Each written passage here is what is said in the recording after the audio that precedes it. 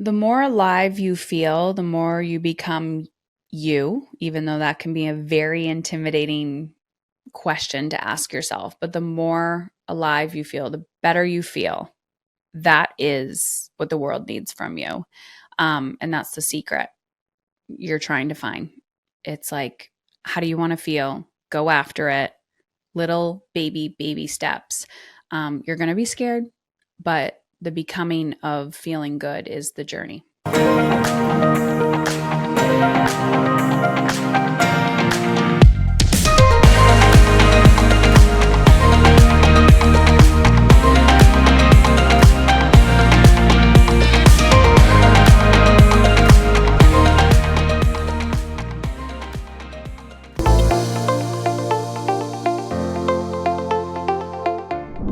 Heather, welcome to Passion Love Pursuit podcast.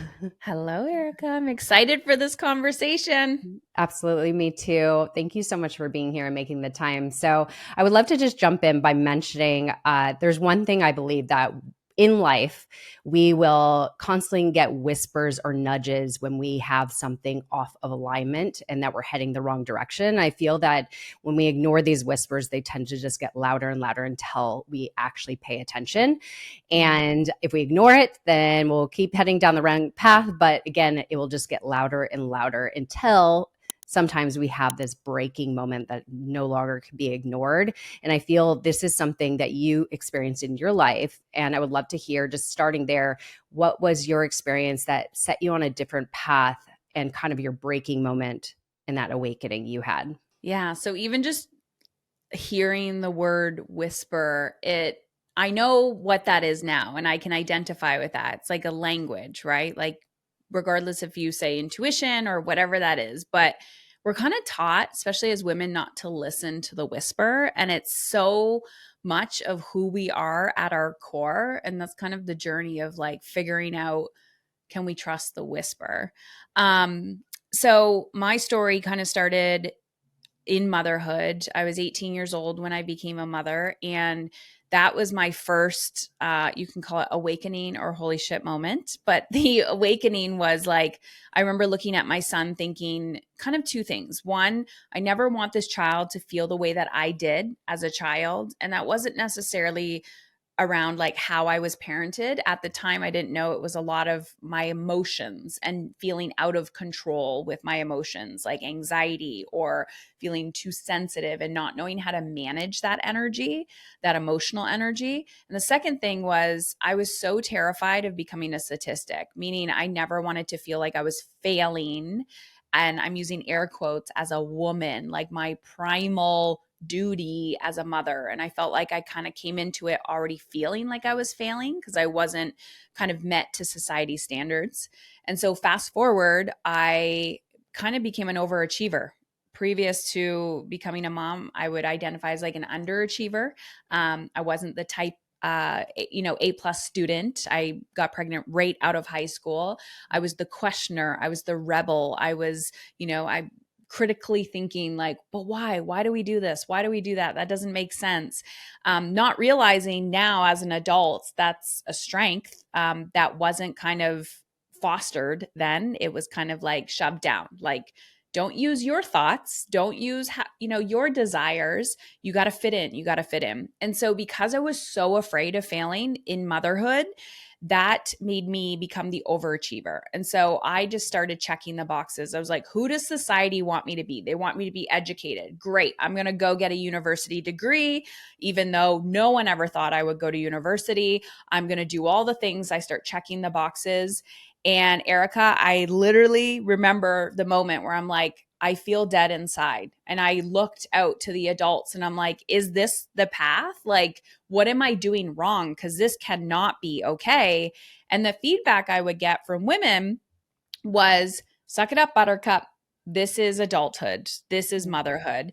And there was a part of me, it's like, this is not sustainable. I'm not going to be able to live like this. And ironically, when you talk about whisper, like I had that feeling, right? I had that whisper. And then few years down the road, this is now 10 years ago, my I had three kids at that time. My youngest was a year old, my oldest was 9. And so I had 9 years of like personal development under my belts, like trying to figure out all the things. But I was diagnosed with a stage 4 cancer. And that was my second little awakening. Yeah. But it wasn't the thing that cracked me open. It was the thing that gave me permission to listen to the whisper. And that was kind of this catapult moment of like, I am seeking mentorship, I'm seeking support, but I'm also seeking external validation for somebody or a healthcare professional to tell me how to live my life and tell me what to do to feel good, when in reality I needed to lead from the inside out and utilize other people and experts and professionals to kind of co-create that journey with me. And so that was really the moment of like, I have no other option but to listen to my internal whisper, because if I don't, I'm not going to be here physically in this body anymore. Yeah. Oh gosh, there's so much to unpack there. I mean, first of all, mentioning the word permission, I think that's a really powerful word in itself, because I think, especially for those listening, moms, or even just women in general, even men out there, is like that permission to not feel pressured to show up here, be there for this person, all the things, but then ultimately ignoring ourselves in the process and rejecting what we really need, and leading with a permission, like, you matter too. Like, it's not just all your kids, it's just not all your husband or whatever it may be. It's like, you matter too. So giving yourself the permission, and allowing yourself to, what do you need, and asking yourself that question. And I think actually looking at your hat right now brings me to that question, Yeah. is really, how do you want to feel? That's the Mhm. most perfect question. I know you talk a lot about this, and it's such a powerful question to ask ourselves, because I think we don't actually allow ourselves the time and the space to go within and check in with ourselves. Like, am I actually, like, what's really, off? What's out of alignment, and how do I really want to feel? So can you kind of drill that home of Mhm. asking yourself this question, and why this is such a powerful thing you lead with in your coaching, and who you help today? So Yeah. Um, it's actually interesting because the most basic concepts, what I perceive as basic, are the ones that I don't want to say stick with people, but the ones that are so mind blowing and groundbreaking. And the more and more I do this work, and I primarily work with women, I'm like, why are we still focused on the basics? Like, someone will come out with a book on worthiness, and everyone's like, thank you, thank you, thank you. And I'm like, why are we starting with the basics of like, I am worthy of dreaming? Like, I am worthy of drinking water. I am worthy of eating 3 healthy meals a day. Why is this? Why are we still fighting with ourselves for this? right. And then when we throw layers on top of our roles or societal expectations, it's not just the pressure within ourselves, but we feel that pressure externally. And there's this constant fight. So going back in time a little bit, like this, how do you want to feel? Previous to my diagnosis, this is like pre and post cancer, but previous to my diagnosis, I was really into law of attraction and manifesting and personal development, like all the things.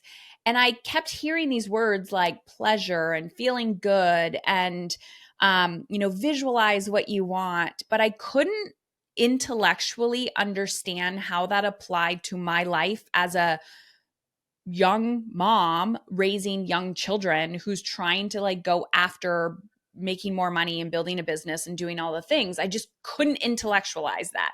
And I was like, I don't have time to like rub essential oils all over myself and sit on a pillow for 60 minutes a day. Like, I don't get this. But I still understood the concept of like feeling good. And it was actually Danielle Laporte's book called The Desire Map that came out around that time. And the whole concept is not revolutionary, but it's not the thing you want, it's the feeling. right? Right. Like we all know this. It's a feeling. It's a feeling. So people will say, I want $1 million. I want a bigger house. I want to go on vacation. I want financial freedom. I want, my kids to listen to me. I want my husband to support me. I want blah, blah, blah, blah, whatever it is that you want. You want to lose weight. You want to feel amazing in your body. We all know what we want. We all know what we desire. So when I literally had no back door and no other option but to care for myself, like I had Of nothing course. left. I was in treatment, couldn't even take care of my kids, barely had any energy. I started implementing this concept and I coined it as energetic time management. And I remember specifically there was a moment in the bathroom, because that's where we all have our panic attacks, in the bathroom, on the bathroom floor at 2 o'clock in the morning. And my brain was in the state of fight or flight. And it was like, you're going to die. You're going to die. Like, and the Mm. reality was my physical body was dying and I had no certainty of tomorrow. I had no certainty of a year from now. And we all have that, but yet our brain decides to keep us safe and we kind of live in denial that we're all going to end up in the same place at some time. Our physical bodies are going to leave this earth. But so that reality was very present for me. And I had to face my biggest fear, which was my fear of dying at the time. So I'm telling myself this story, right? So we all tell ourselves story and it's like, oh, no one likes me. I can't do that. I'm not capable. I'm not worthy. Like we're telling ourselves that story and then we're living from that place. So I'm like, I'm going to die. I'm going to die. I'm going to die. I knew in that moment, I was like, Heather, be present. You're not dead yet. You're here. You're on the bathroom floor. Then I asked myself, how do I want to feel? I know I don't want to feel dead. I know I don't. I want to feel alive. So then I got my brain to focus on the present and then the future of my feelings. So I'm like, I want to feel alive. I want to feel alive. I kept repeating it, not like a mantra, but like I was trying to get my brain on board. And then, Erica, I got scared again Mm. because I'm like, I have no evidence Right. of when I felt alive. Mm. So that was where how do I want to feel came in because I'm like, now I need to create a future based on how I want to feel. What does an alive person do? What would that version of me look like? That identity. And I started like writing down a list of tiny tiny actions that I could take and then physically putting that on my calendar. Love it. And so I started chipping away at this with no evidence of if I'm going to become that person or not. And then slowly, slowly, slowly, things started to change. And since that day, I'm always asking myself that every day. Like, I'm about to eat a meal. How do I want to feel? Sometimes I'm putting pizza in my mouth and I know I'm not going to feel great after it. That's okay. I'm human. But most of the time, I'm like, is this action I'm about to take getting me closer or further away with how I want to feel? Girl, I really relate to what you're sharing because I speak about this a lot of how powerful our identity is and who we see ourselves either being or becoming and Mhm. being aligned with that in our actions, in our thoughts, and the way, we interact with people. It's like you need to really visualize that. And I love the process of actually like writing it down, like asking like, what does a person do that feels alive? It's such a powerful question. And writing down like, if I'm a fit and healthy person, how do I eat? How do I schedule my day? When do I wake up? When I, like that process alone could change somebody's life. And I imagine that's exactly what it did for you in that moment. And so I would love to talk about, because I mean, the fact that you were given a diagnosis of stage 4 cancer is beyond imaginary of what you were enduring at that time. But I would love to talk about your healing because obviously you're Mhm. here today. I imagine you're cancer free, healthy, and thriving.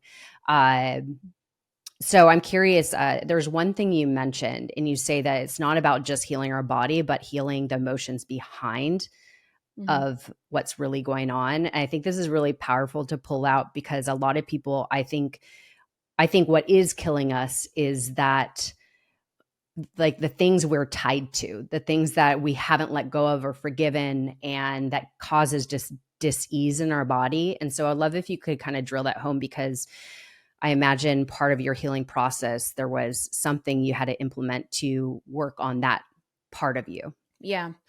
Um, I think I also had the privilege of going into my diagnosis. I was a social worker at the time, so I had a therapy background. Therapists are the absolute worst patients ever. Every time I have a therapy client, I'm like, you're going to be a good one to crack because they actually do overanalyze Mm, everything. And it's about getting out of your head and into your body. Like we've been taught to, stay from the neck up and like think about things or talk about things. And I'm like, you got to feel it. Right. yeah, And it's so cliche, but it's like, feel it to heal it. But the whole reason why even my podcast is called Emotionally Uncomfortable is because it is incredibly emotionally uncomfortable to feel the things you don't want to feel, like anxiety. right. So typically, when people feel anxious, they're like, I'm going to take something to numb this, to shove it down, or I got to run away from it. And the reality is, we need to feel it. But I like to take it one step further where it's like, why is it here? Like, Right. you actually might have a hormonal imbalance in your body, like physically I'm like, this is a holistic perspective. This is not a one and done. Like one thing is not going to change this whole thing for you. It's an identity where you're like, I am going to learn about myself, my mind, my body, my soul, and I am going to become the detective of my life and try to figure this out. And so when I went on this journey, I was already very open, like to all these areas of like spiritual growth, mental growth, emotional growth, all of that.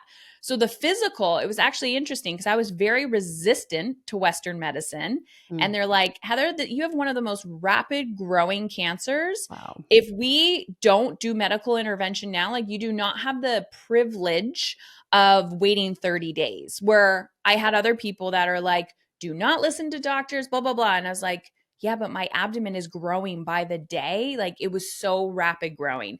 So Wow. I actually had to surrender to Western medicine.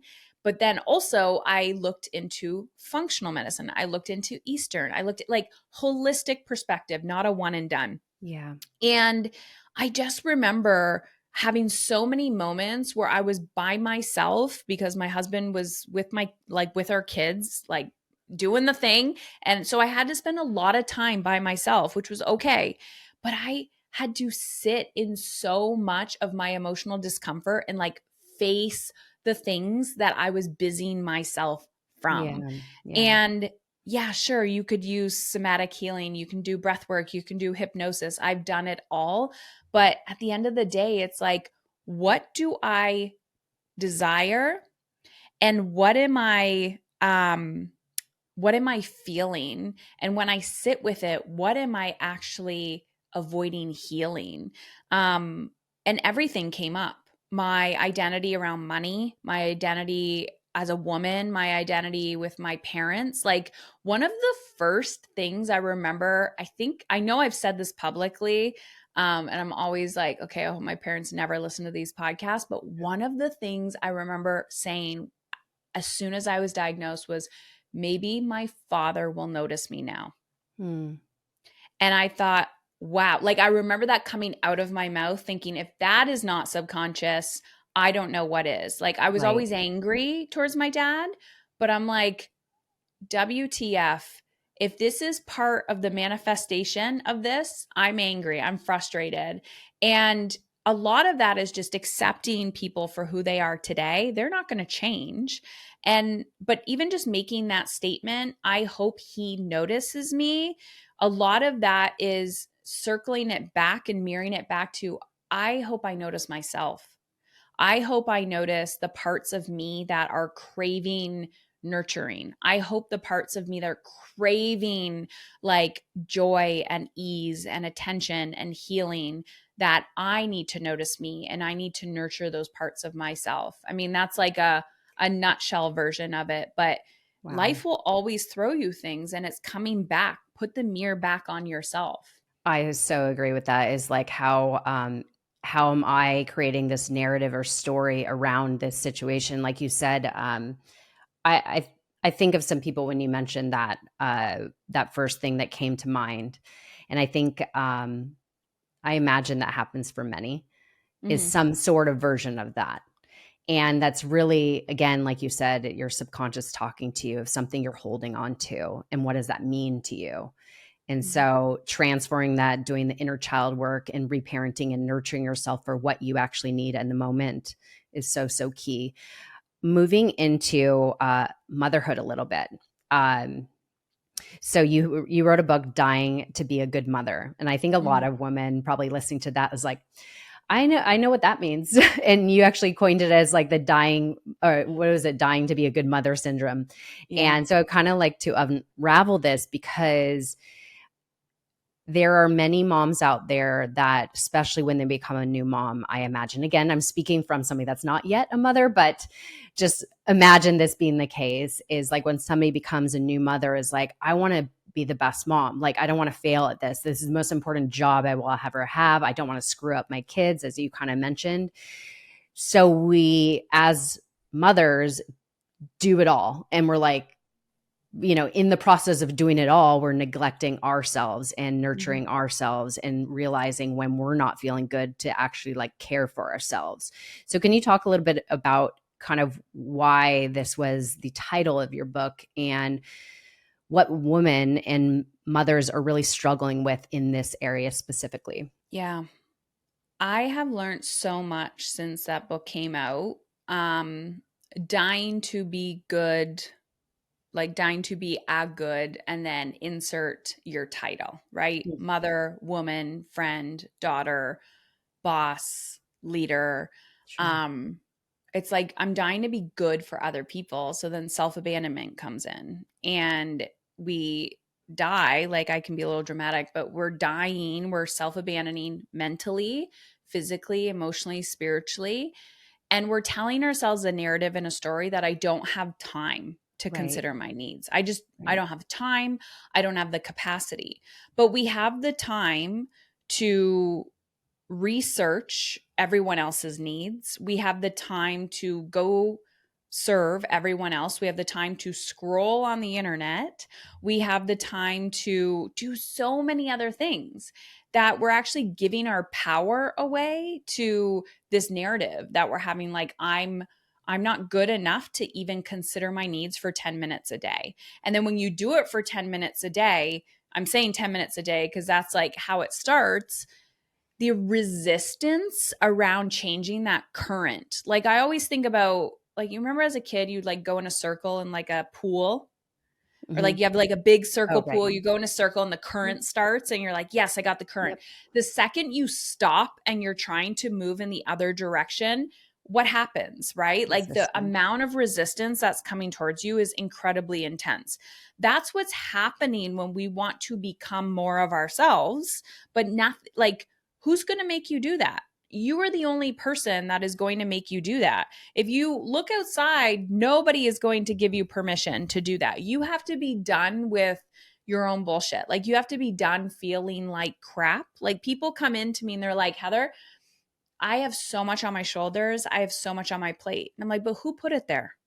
Like you openly were like, "Yeah, give it to me. Yep, give it to me. Give it to me." Right. And then you scroll on the internet and everyone's going to tell you how motherhood is so hard, how it's, we're so burnt out and blah, blah, blah.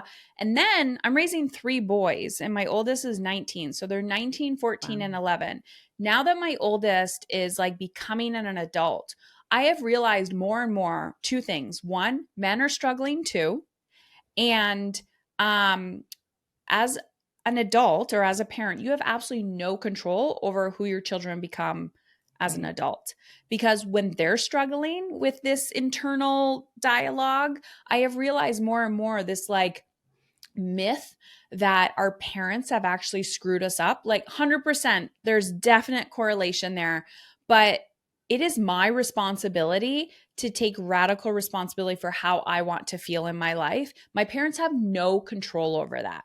And so if I'm still sitting there with anger and resentment of like, I wish my father, is going to notice me now, it's like, I need to stop abandoning myself. And so it's fascinating to watch when you come to these realizations of, holy crap, like all this time, I've just been like, I'm drowning, I'm drowning, I'm drowning. And yet everyone else is drowning too. we're the ones that are supposed to rescue ourselves. Absolutely. So you touched on earlier coining energetic time management. And as you Mhm. said, a common thing, and I know everybody relates to this, is the statement, I don't have enough time. Like, I have so much to do. I just don't even have that 10 minutes, as you kind of touched on. And so, can you kind of walk us through what does energy time management look like? Like, what would be action steps to implement that into our days to make more time? So I can confidently say that that is no longer an excuse for me. Like, I do not have enough time.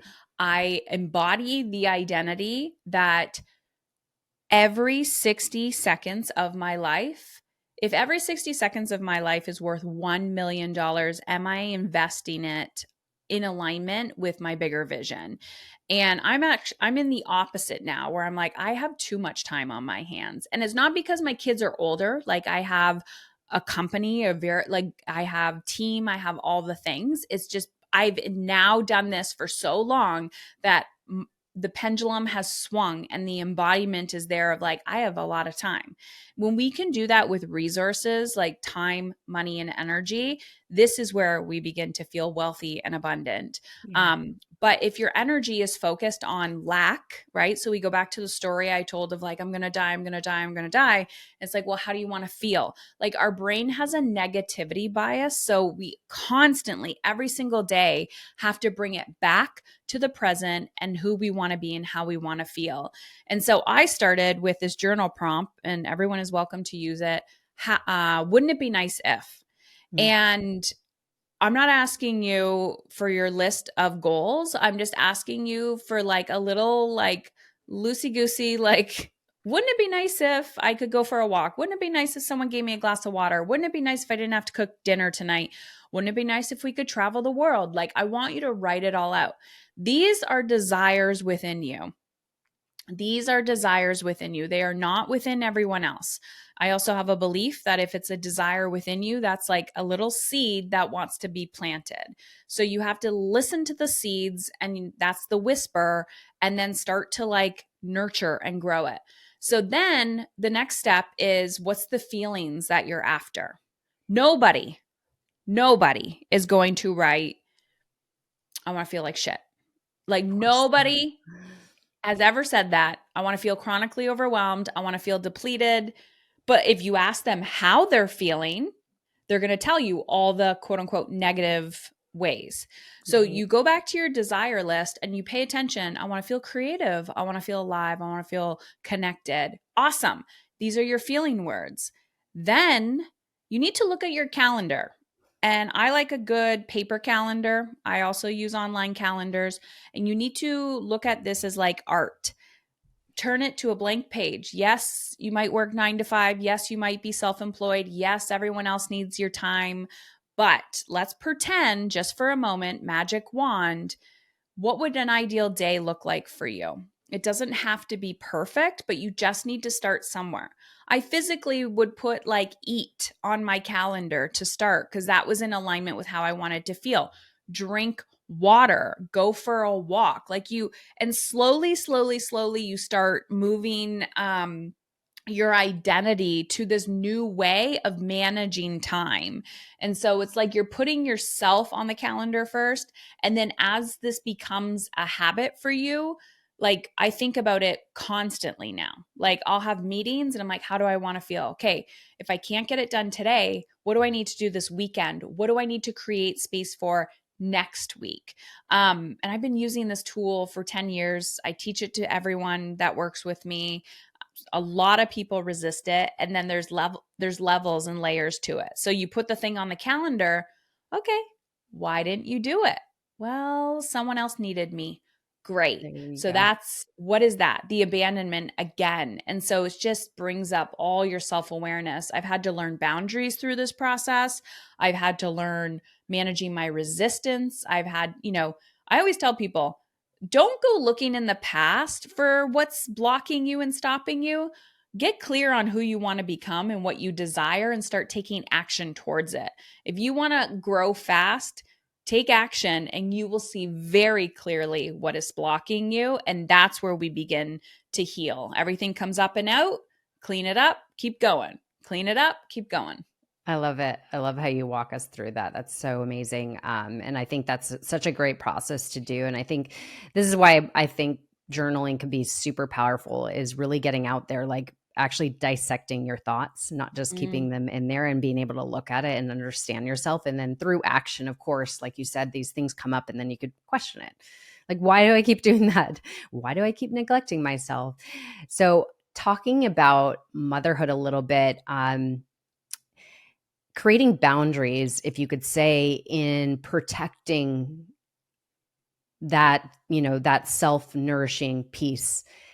How do you create boundaries when it comes to being a mother if your kids, especially when they're younger, need you? Mhm. How would you say somebody should navigate that? Okay, so right off the hop, the number one myth or misconception I believed was that when our kids get older, they don't need us anymore. And I have found it actually, I'm not going to say gets worse, Right. but the emotional need when they're younger, they physically need us, like, keep them alive, give Right. bath, put them to bed. But the emotional need um, has almost been like, I need to be on my game. And that in itself can take you down if you are not. I'm like, if you don't want to do this work when they're little, that's totally fine. It will catch up to you eventually. And your identity shifts as well, as like, oh, I'm like their caretaker when they're younger. And then when they get older, this is now a relationship and I am their life guide. Um, I'm like, what was the actual question? You were talking to me about identity and like keeping that part of yourself nurturing when they need you. Yeah, the creating, I like to say, healthy boundaries Yeah. between parenting and not neglecting yourself. Like, how does somebody navigate that? So I've also realized there was a moment in time where I had to opt out of the toxic culture of motherhood. Like I unsubscribed from everything that came from a victim or martyr energy. Like unfollowing people, getting myself off newsletters, talking about how hard things are. So you have to choose first. Like if all of this noise is gone, is this actually true for you? Like you may feel like crap. You may be like, wow, I completely lost myself. But if that's not the energy you want to surround yourself with, number one, you need to start surrounding yourself with that energy and people who are a version of you want to become. I also love surrounding myself with women who do not have children because I love diversity. And I'm like, I don't like you are the sum of the five people you hang out with, right? Like put yourself in rooms of people who inspire you. And you're so much more than mother, like so Right. much more than that. My podcast used to be called Mom is in Control because when I started, a lot of my business was around parenting in general. And then women are like, I want to feel in control. I want to feel in control. And then when people like, who are you, Heather? I would introduce myself. I'm a mother. And I'm like, Right. I'm a soul having a human experience. And mothering is one thing that I do, but there's so much more inside of me than just that. And I believe it is so important. And it's actually like I live my life to be of service to my children. But me embodying my identity of like who I am, which is a journey of self discovery and coming back home to myself constantly, is being of service to my children. Because I see so many women telling themselves the belief that when their children get to a certain age, then life will get easier, then they can find themselves. And they're actually more lost than ever. Yes. And it's actually more detrimental. And they're looking at their children like you were my purpose, which I believed at one point, you are my purpose. If you leave me, what is my purpose? And that's a really scary fear to sit with of like, I've dedicated 20 years of my life, 24 hours a day to these children, and now they're leaving, which they should because they're going to find themselves and we're completely lost in a puddle. So I tell people just start with 10 minutes a day. Like, do kind of the process that I just talked about, and if, that's overwhelming to you, I have so many resources on my website, but like Just choose something tiny and sit with that discomfort. You're going to feel guilty. You're going to feel overwhelmed. You're going to be sitting with resistance, and people aren't going to like it.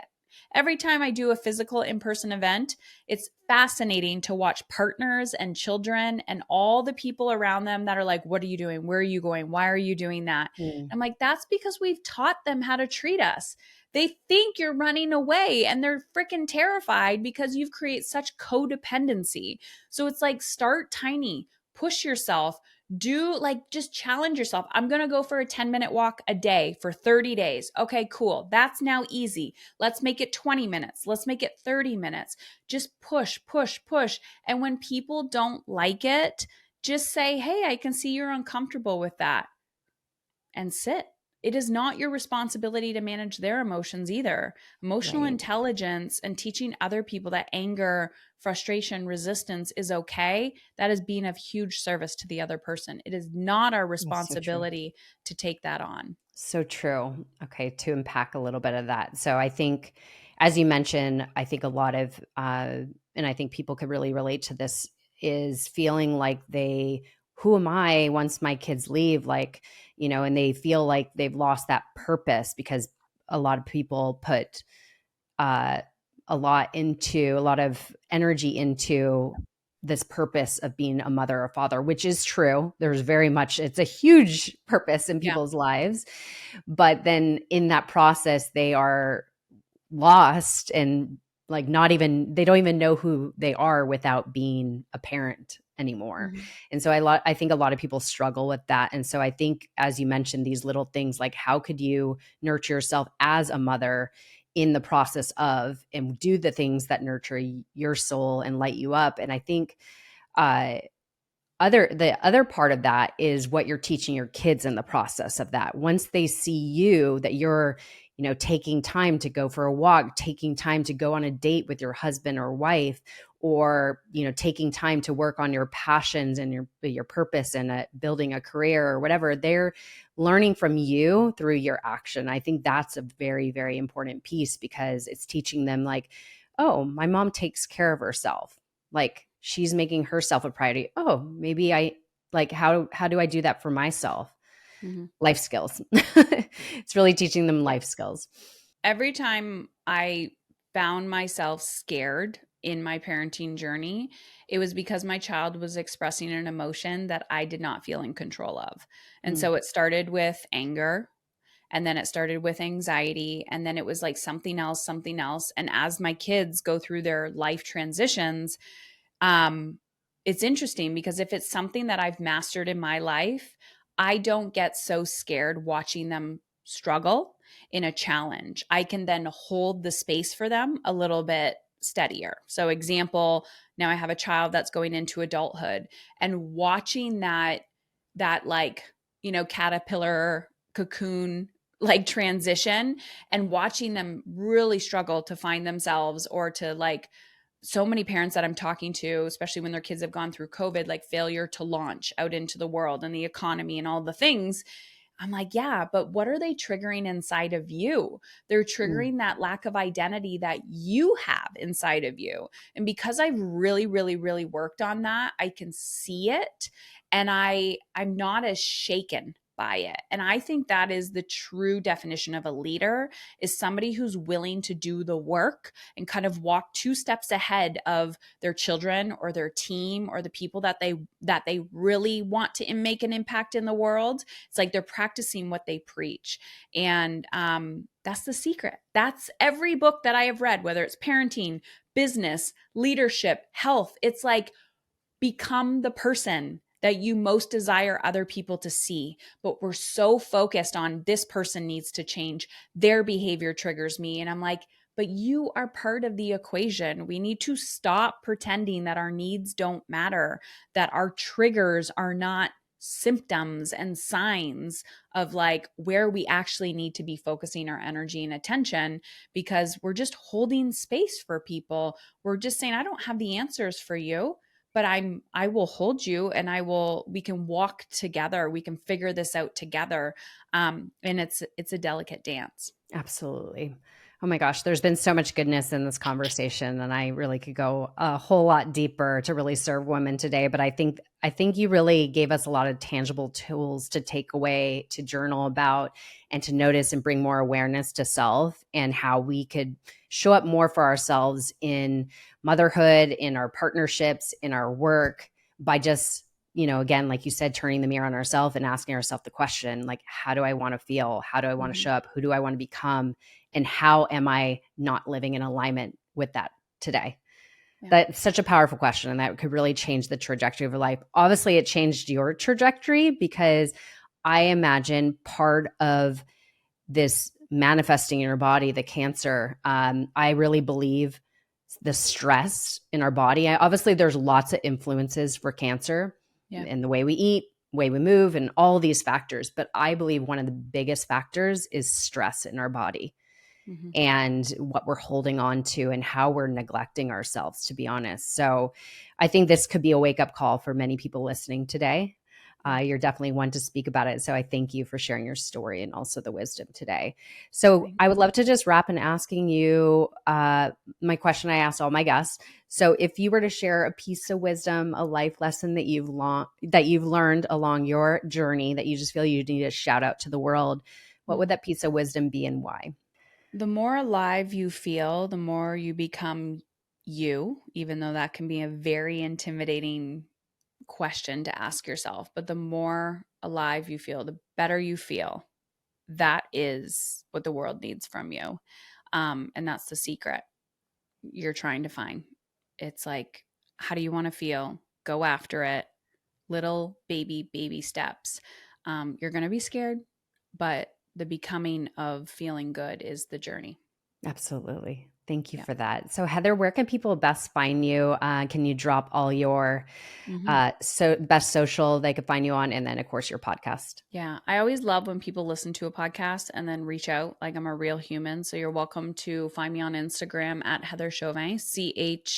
I was like, how do I spell my last name? Send me a DM and let me know, like, what was your biggest takeaway from this conversation? And then I am on my podcast, Emotionally Uncomfortable, and my website, heatherchauvin.com, where you can get my book, all the resources, all the hub, the home is on there. Amazing. And what's some things you have coming Mm. that is part of your way you serve women today?